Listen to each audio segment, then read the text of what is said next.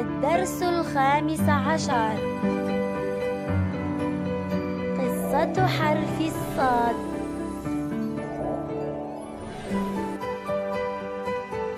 طلبت المعلمة من الأطفال أن يرسموا ما يحبون. رسم عاصم كأس عصير، ورسمت صباح صندوقا صغيرا، ورسم صالح عصفورا وصوصا. سأل صالح: ما لون الصوص يا أصدقائي؟